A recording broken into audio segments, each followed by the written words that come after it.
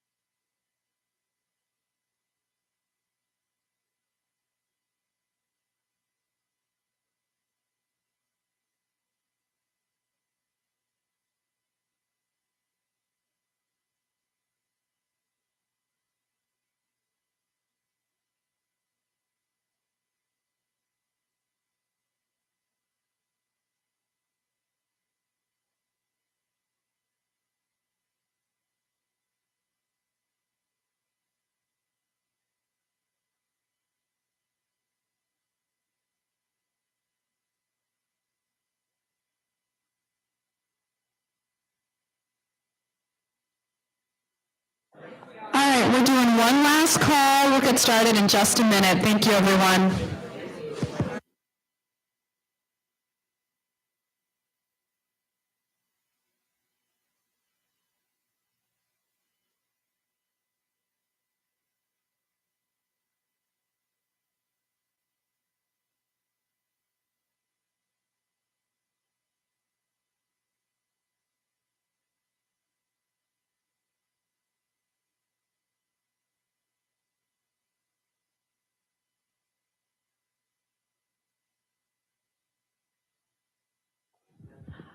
Good afternoon, almost good morning, good afternoon. Welcome to our annual Courage Award events. I am Caitlin Fumeri, she, her pronouns, and I am the Executive Director of the Coalition to End Homelessness. And I am so excited to be here with everyone in this room today and those that are watching virtually to celebrate a tremendous list of awardees and also nominees that we're going to be recognizing today. So I'm so excited to be here, and I'm so really in great gratitude of the fact that we're all together. This is the first award event that we've been able to do since the pandemic in person. We have had the last couple have been virtual. So I kind of just want us all to give ourselves a little round of applause that we have made it through to the point now where we can be having hybrid events in person. So if everybody could just give themselves a round of applause. And, really what today's event is about recognizing each other, and in particular, recognizing the people that are on the front lines working to end homelessness every day. I always say that I have one of the easiest jobs as an executive director of a nonprofit that does some services, but really is much more kind of advocacy systems focused. But those that work at shelters, meal sites, warming stations, street outreach from Newport to Woonsocket, Providence, Pawtucket, the whole state, they're really the true heroes in our work, supporting our constituents and people who are struggling with the terrible housing crisis that we have in Rhode Island. So we're really excited here to acknowledge a wonderful slate of awardees and hopefully have some fun, cry a little. We are so excited to have the awardees also speaking about what the award means to them. And before we get into some of the celebration, I do want to take a brief moment of silence as we start the event today to just kind of honor those in our industry that have passed in the last year.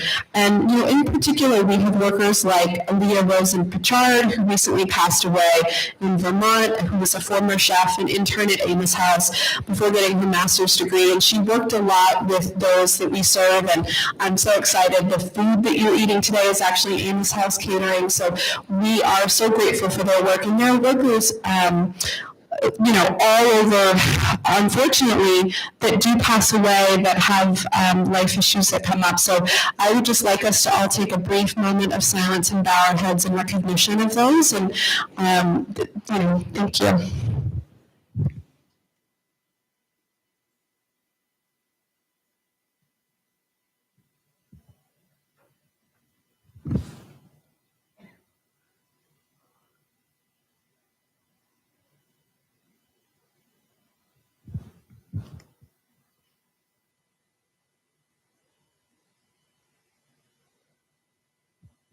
All right, well, thank you all for that moment of recognition for all those seen and unseen.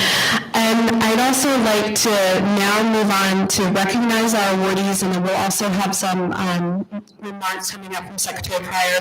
But before we do that, I would be remiss if I didn't recognize how many individuals were nominated this year. We only have a small selection of awardees, but this year we did a ballot process where people were able to vote.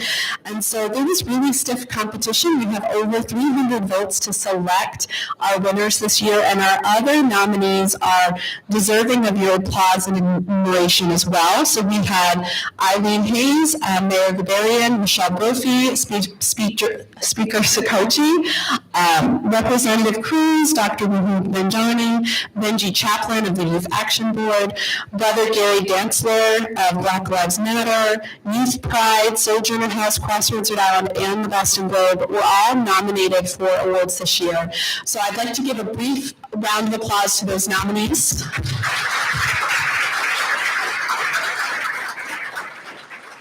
All right, thank you so much for that. And now I'm going to turn it over to Secretary Pryor, who is our Department of Housing Secretary, to give some brief remarks, and then we'll move into our award recognition. Thank you so much, Caitlin. I have a feeling that if we don't do this, we'll go the entire ceremony where Caitlin is thanking others, and we're not thanking her. Can we give a round of applause for Caitlin for all that she does? Thank you, Caitlin. We are grateful for your work every day, and we're grateful that this event enables us to recognize the individuals and the teams that are out there getting it done every day. And there's nothing more important. I'm Stephen Pryor, and I serve as the Secretary of Housing for our state. It really is a privilege to be among you.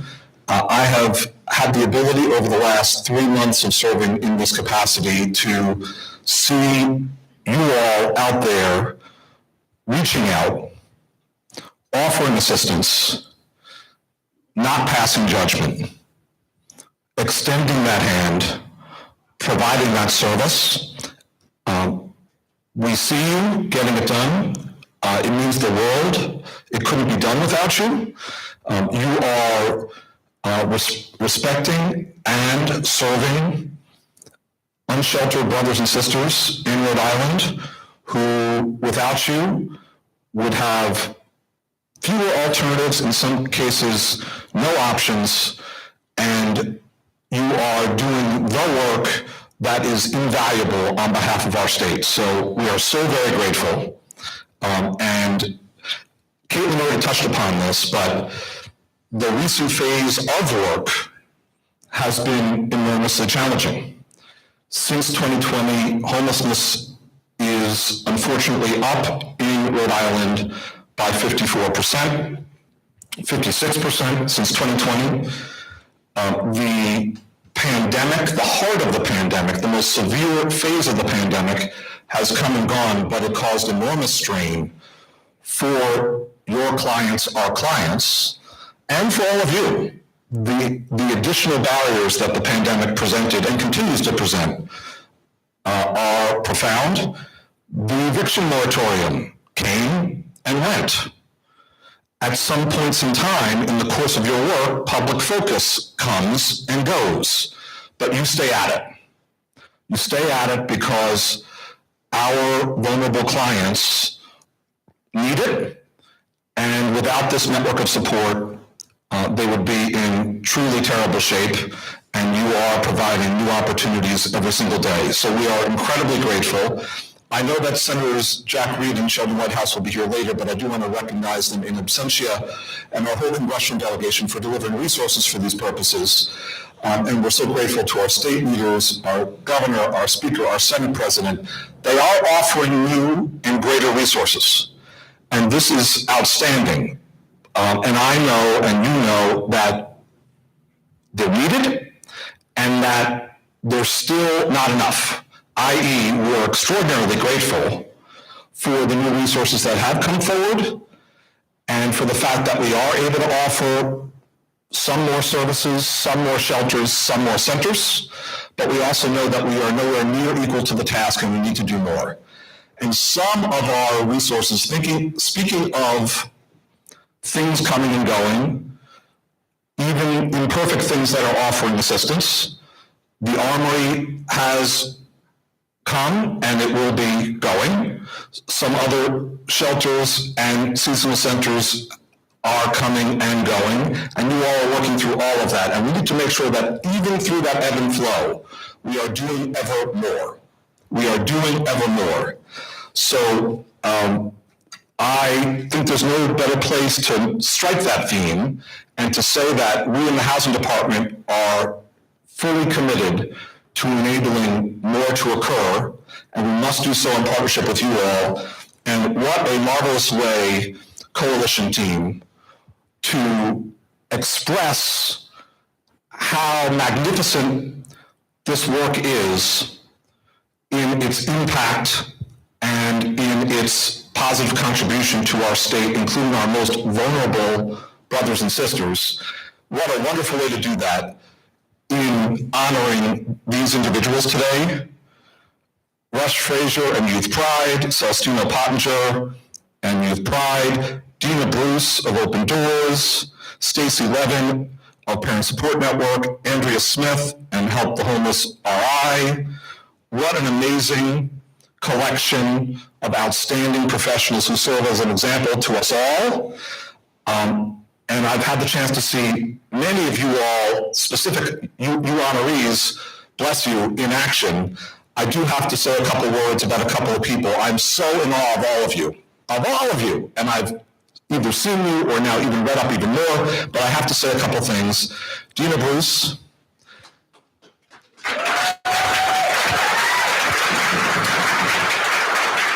We were blessed and privileged to watch you in action as you stood up a brand new warming center, which has become an extended center for service on Main Street in Pawtucket. It wasn't easy, but you established high standards and you reached out like never before and created a node of goodness in Pawtucket. And you've done so in partnership with so many, and I've had the great honor of joining you at your center multiple times. This is on top of the work that Open Doors is doing, Nick, across the region and our state, and we are so very, very grateful. So Dina, to have watched you in action is to give reference points to all of us as to how it's done at the highest standards, with the greatest devotion of work. So thank you.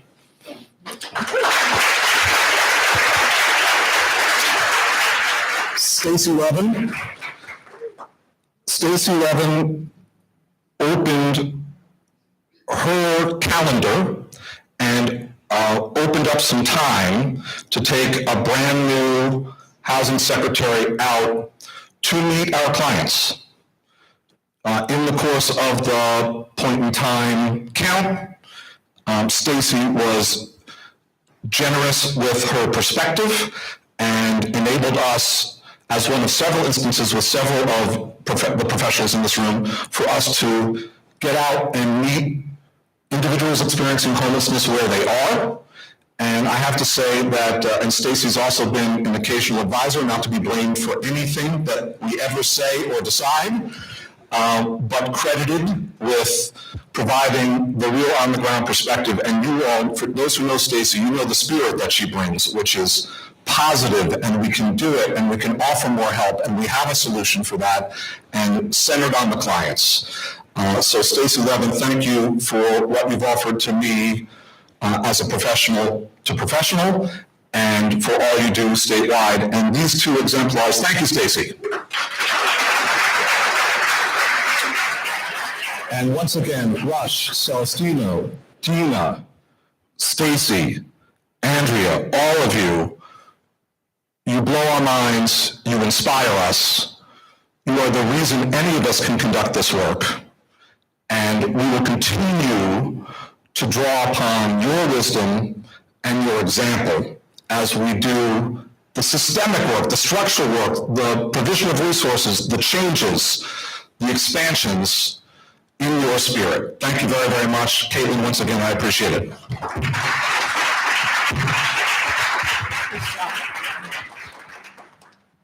Thank you, Secretary Pryor. And I really appreciate those remarks, and I want to acknowledge the fact that, it really has felt like we've had a Department of Housing that is more on the streets and, doing out with the workers, out with the constituents. I just want to appreciate and acknowledge that, because it is not easy. There are housing crises, as he's mentioned, and you've seen us talk about in our state of homelessness is at a crisis point. It's absolutely devastating. We have unsheltered homelessness increasing at dramatic levels. So the work of everyone in this room is what's going to allow us to be able to rise to the moment of hopefully hopefully resources and all these other things that are coming, but we're really, the workforce here that we get to acknowledge that's going to make that happen. And it's the spirits of all of you that do this work, that's hard work, that make it happen. So I am now excited that I get to start presenting the award winners. So I'd like to present the winners, and it was a tie this year, we had such stiff competition, of the Sister Carol McGovern Memorial Award, Celestino Pottinger and Dina Bruce.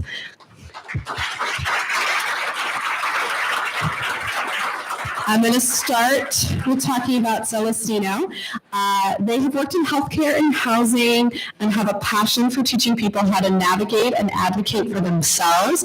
Celestino believes that building and maintaining a strong community is one of the chief ways that youth can empower themselves. And they love running, making art, DJ, queer, dance parties. I hope I get an invite now. And they live with their cat, Lily, who has the best taste in music. So, Celestino, if you want to come up, I'd like to present you with the Sister Carol McGovern Memorial Award. And you actually... There you go. Yeah.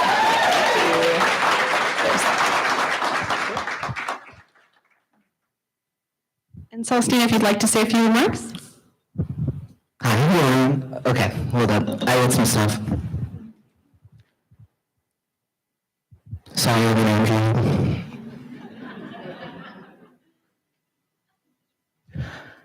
Okay, so it is my pleasure to represent the Youth Pride today, and I'd also like to thank the Coalition to End Homelessness for recognizing me and their continued dedication to our shared vision of a world where everyone has a safe place to call home.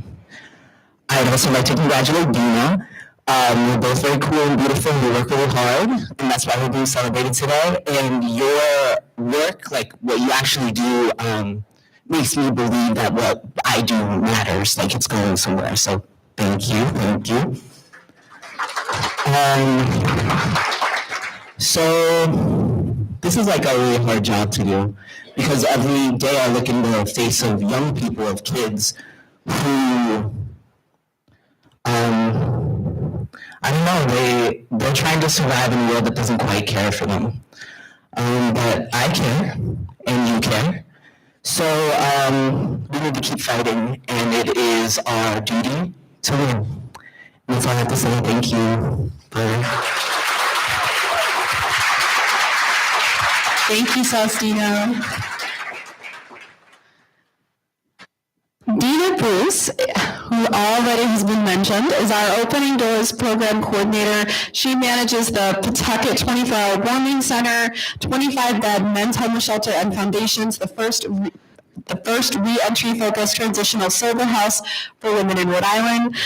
Previously, Dina also helped manage Providence Center's Men's Road to Recovery for 7 years and has started working at Open Doors in late 2021. She's also on the steering committee of our statewide continuum of care and is certified peer recovery specialist.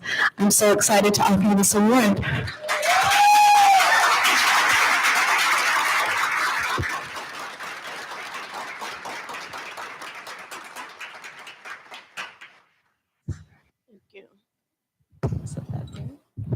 Share any remarks you'd like to share? Yes.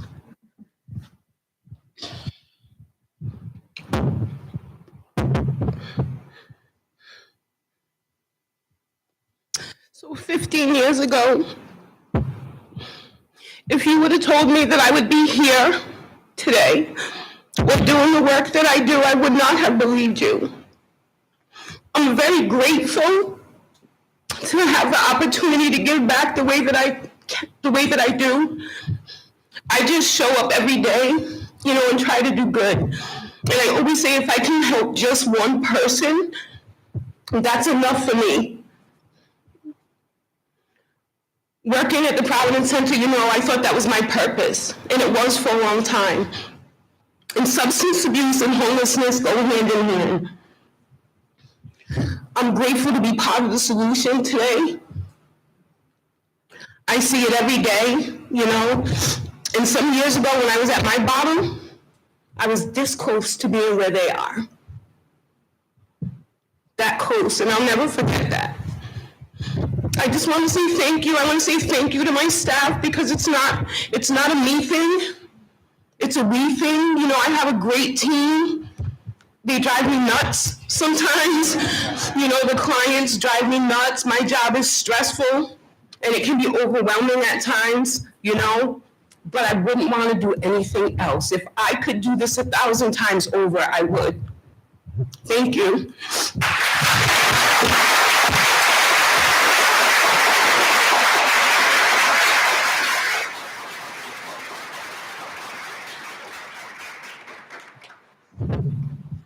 I have the easy job today. I just get to hand out awards and then get to listen to these wonderful, wonderful awardees share their remarks. All right, so next I'd like to introduce Alice Samba from the Point 32 Health Foundation, who will introduce our Impact Award winner. Alice, if you want to come up, and Point 32 Health Foundation is one of our sponsors today, and they fund equity-focused solutions related to healthy aging, access to healthy food, and behavioral health, which face it all intersects with the work that we do, and they seek to collaborate with and learn from nonprofit organizations. Alice, I'm so excited to have you.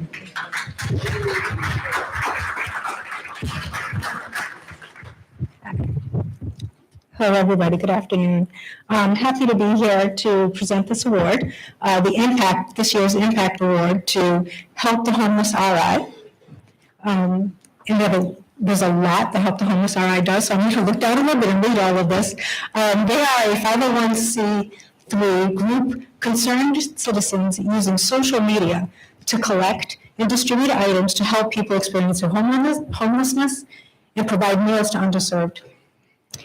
This mission is to serve people experiencing homelessness by operating meal sites, providing basic essentials to be distributed by outreach workers and advocates for change in the system that they serve people experiencing homelessness. You name it, and Help the Homeless RI has probably provided it to somebody. Tents, sleeping bags, backpacks, toiletries, socks, plane tickets, bus tickets, money for car repairs, funds for car insurance, motel stays, security deposits, meal trains, household goods, food for local shelters, cots, blankets for shelters. They've provided fans when the AC is broken. They've provided heat when the heat has been turned off. And if you can think of it, they've done it. So if an organization that serves our people needs support, Help the Homeless RI does their best to help. So I'm here to present this to Andrea Smith.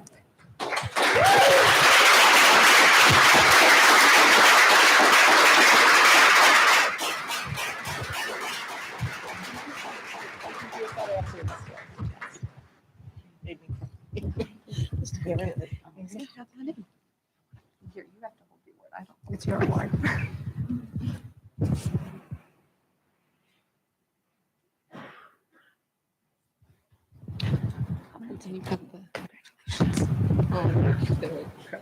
I'm a volunteer with Help the Homeless, Kathy Schultz, and I'm taking the mic because I need to. I know she's gonna cry. She cries a lot. And it's kind of a plan that we have sometimes, but that we won't tell our secrets. Andrea puts everything into her heart and soul into everything that she does. You know, I'm that person that gets that phone call at 7 o'clock and she makes me mad. I hang up and then I come back with, okay, maybe we could do this. There's a lot that Help the Homeless does that people don't realize. And what Andrea wants to do is always make sure that outreach workers have everything they need. I want to say everybody's name here. We have Patrick Weber and you in the back, Ashley. We were there in Pawtucket helping out. That was Andrea. Krista, anytime you need tents or somebody needs something at Belayfield, Andrea. Stacy, the heads up has your tents, I heard her tell you, to make sure that you have them there. Dina, absolutely. I'm sure there's many, many people I'm forgetting, and I apologize if I am. Sarah Malucci, we got the closet. I'm sorry, the porch. And I'm just gonna end with, I'm not gonna keep us hostage, but I could keep going on and on. I'm gonna tell you how I met Andrea. I worked at House of Hope as a Cobb case manager, and I was housing people. And there's little simple things that people need, like silverware, pots and pans, a microwave. Sabrina said, call Andrea. I reached out to her and she said, it's on my front porch. That's what Andrea does. And there's so, so much more. I don't know where Tammy Ringling is. Tammy became a partner of Help the Homeless, and she took on the people in West Warwick, and now they're actually in the shelter and they're getting housed. I don't know how many people exactly, but I know 2 of the West Warwick people that we started off with 3 years ago have keys, and they're inside now, and that is because of what Andrea has done. That's all I have.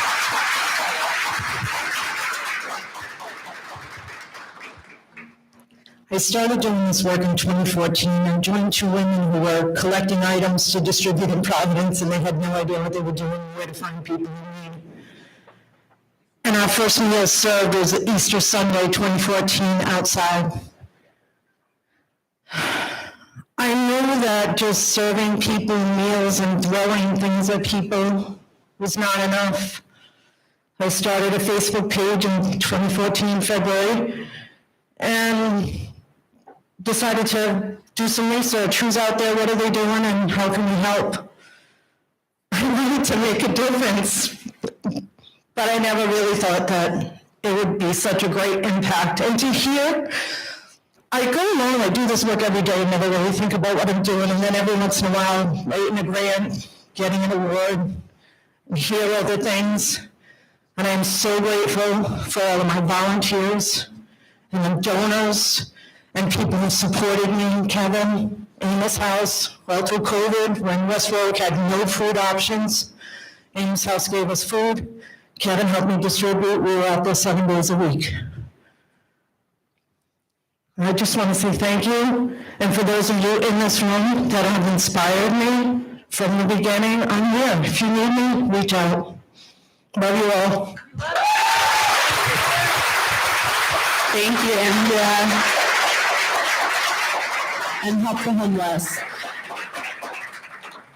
All right, and I am excited. We're going to move the schedule around a little bit because we have Senator Reid here, but not Senator Whitehouse just yet. So I do want to just acknowledge that Senator Reid has been able to join us and is also the namesake of our next award. I feel like you almost kind of demand no introduction because in the housing world, I get to brag whenever we're at conferences or other locations about, you know, I don't have to explain to you the importance of housing and homelessness and how this works. You just innately get it and you fight fiercely for us and the needs unique to our state. So I'm so grateful that we have an award named after you and that you are here today to recognize Ruth Frazier. So Senator Reid, without further ado.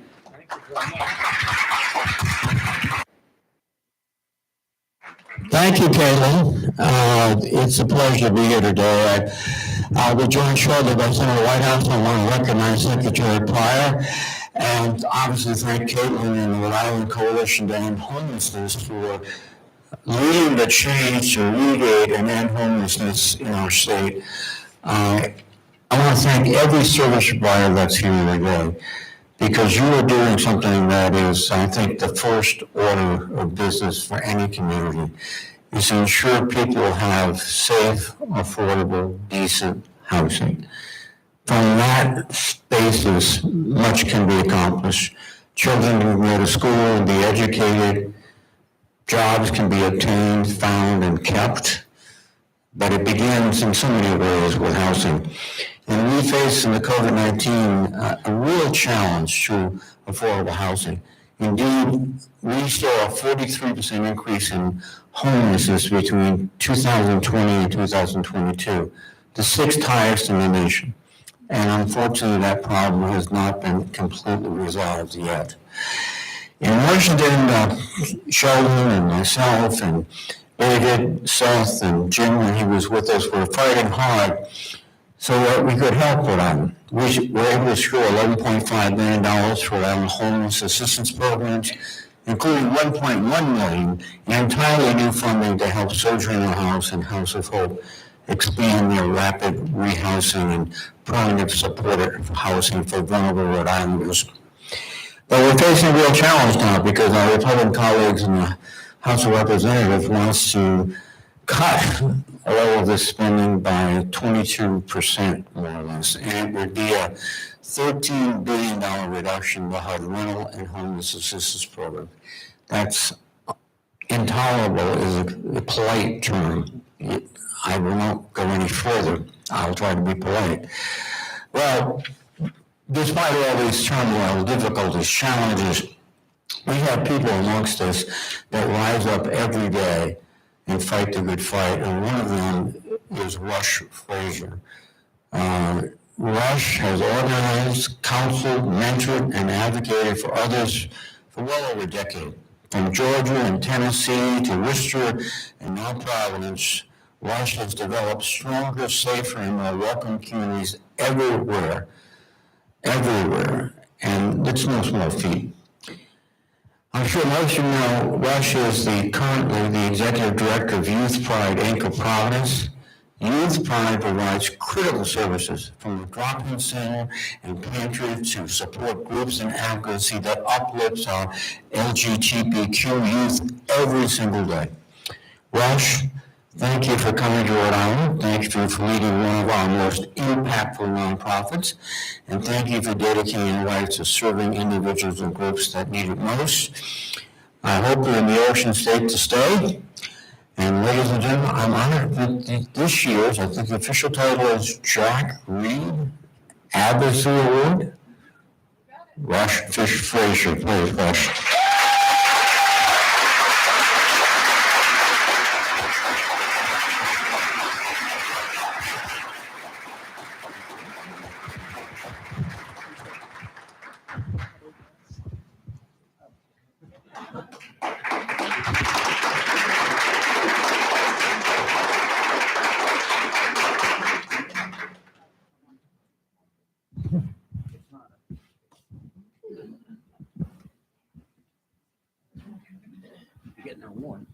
Thank you. Okay, yes. I'll put it on the table. Thanks. Awesome. How's everybody doing? Good. Since taking the role of executive director at YPI, I've been thinking a lot about legacy. I think about what it takes to develop one. And what I keep coming back to again and again is that the people who have the greatest legacies choose love again and again. I spent so much time working for nonprofits and fighting to hold ground that seems constantly under attack. It's easy to forget what it's like to build. What is the future I'm trying to breathe into, and how do I work with my community to help bring up the next set of organizers and activists and young leaders? How do I make sure the next generations are starting from a stronger place? I want to thank my team at YPI, our team of 7. We work so hard and they really help me get creative in finding those answers.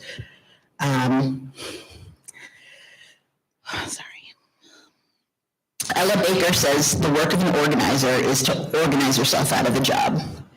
I think that if what we are trying to do is change the world, it means we have to help each other be as powerful as possible. My team asks that of themselves again and again, and then using everything in our power to create favorable conditions for youth to have the gift of space and time and nourishment to ask that question for themselves.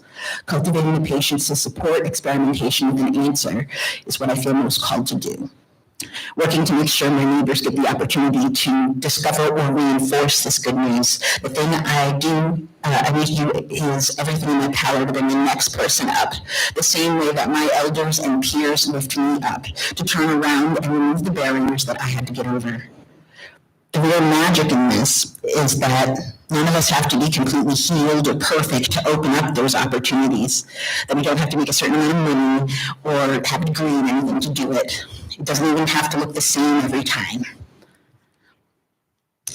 The The same way that you don't come out as queer once or twice, but all the time to change the people in the world, and in your corner of the world, to challenge binary thinking.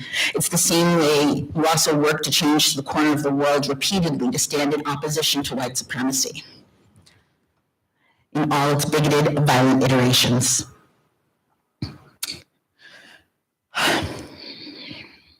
Movements happen when we put our faith and strength into efforts that do more than pay lip service in support of the right thing. We actually get out in the world and help each other and for the long haul. I know I'm new here. I'm looking around, and I'm looking forward to building trust and companionship while in service of the work, and to breathe into this next chapter, expanding the capacity and strength of our networks until everyone has food, medicine, 4 walls, and a bed without exception. Thank you.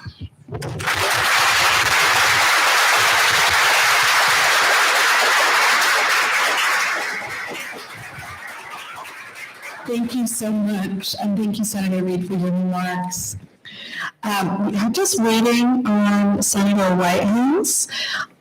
So what I might do is just speak for a few minutes on just kind of the housing crisis we find ourselves in, and hopefully we'll have a senator here before too long. I kind of alluded to the challenges that we're in, and you certainly hear me speak about it in other venues, but our point in time numbers are going to be coming out soon, and the crisis isn't getting any better.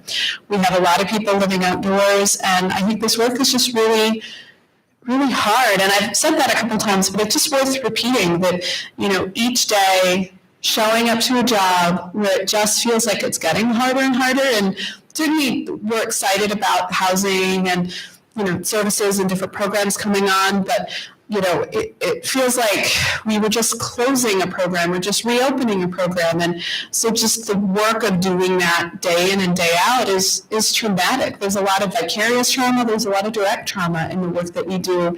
And I just want to recognize the spirit and the strength and the perseverance that it takes for, those of us that do this work to keep doing this work. And, at the end of the day, we don't want people outside. We don't want people in shelters. Housing's a solution. Housing is what's going to get us where we need to be. And, a lot of us in the state, there's not been that investment in housing. We've not had a state department of housing before.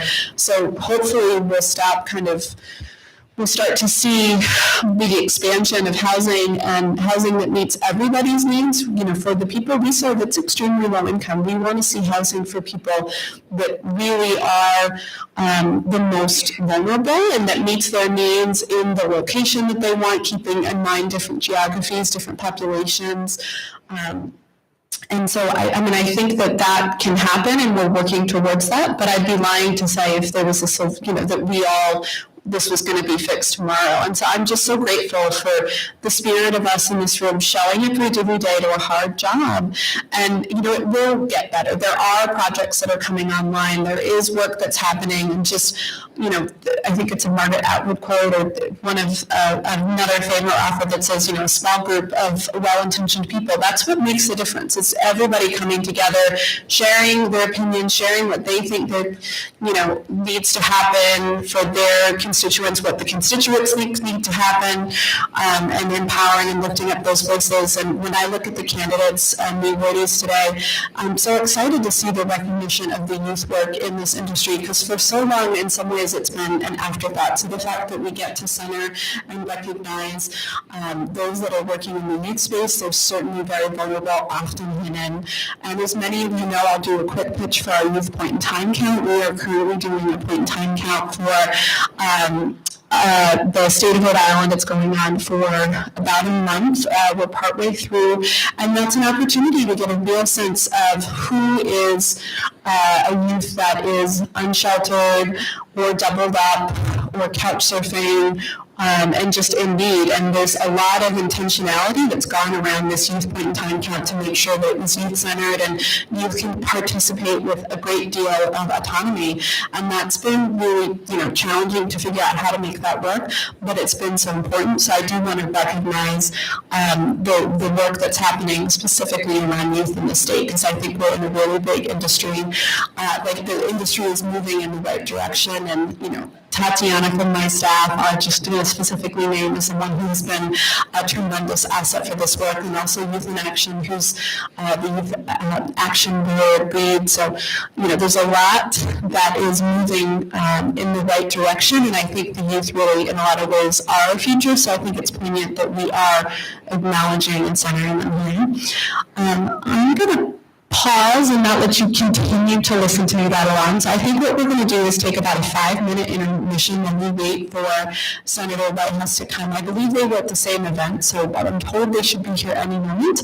But this will give people a moment if they'd like to get something to eat, if they'd like to chat with each other, they can, and hopefully in about 5 minutes we'll be able to do our last award. All right, thanks.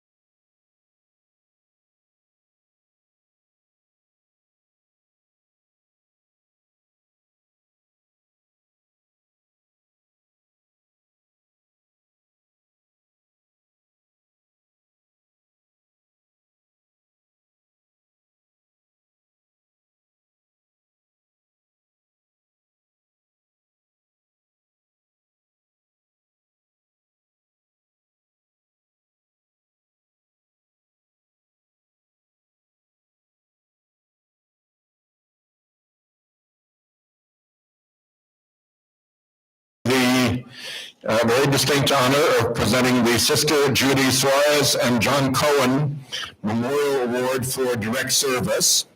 And I have the honor to present it to Stacy Levin from the Parent Support Network,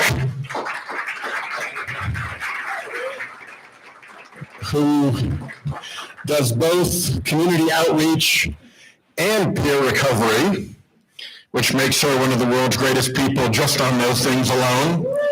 So please come on up, Stacy, and be recognized. Are you here? There you are. Congratulations. Thank you. Quick photo. How many?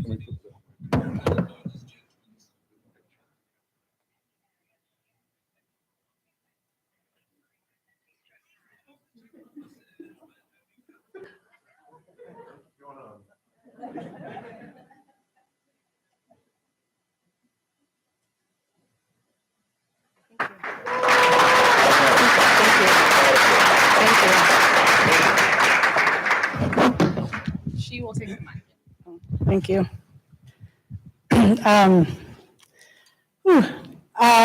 To be completely honest, I'm like shocked that I'm here. When I got the email that I had been nominated, I was like, do you have the right person? Because I'm really new to Rhode Island, and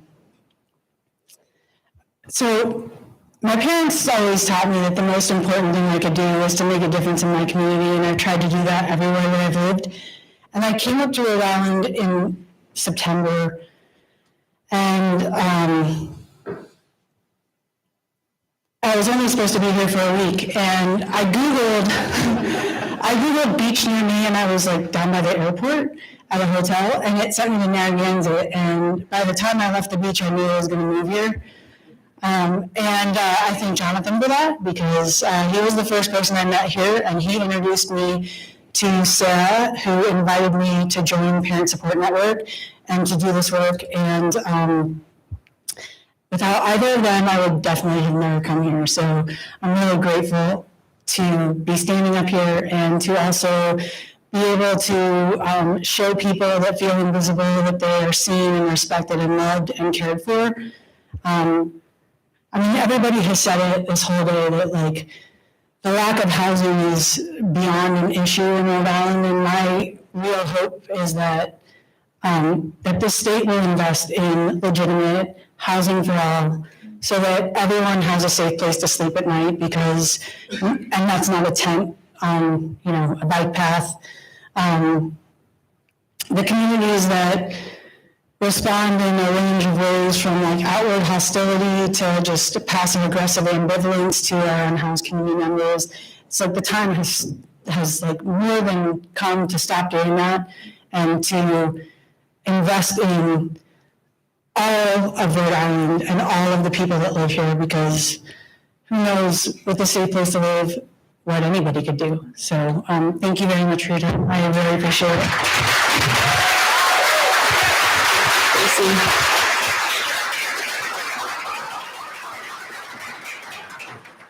I just want to say a final thank you to all of our amazing award winners. Can we give everybody a round of applause again? And thank you again to our senators, Whitehouse and Reed, for your work that makes a lot of this possible. Keep the money coming. We're very grateful for it. And I just hope that everybody has a wonderful, this is the first day of May. I think, everybody can have a wonderful day. Thank you so much and have a wonderful day. Bye.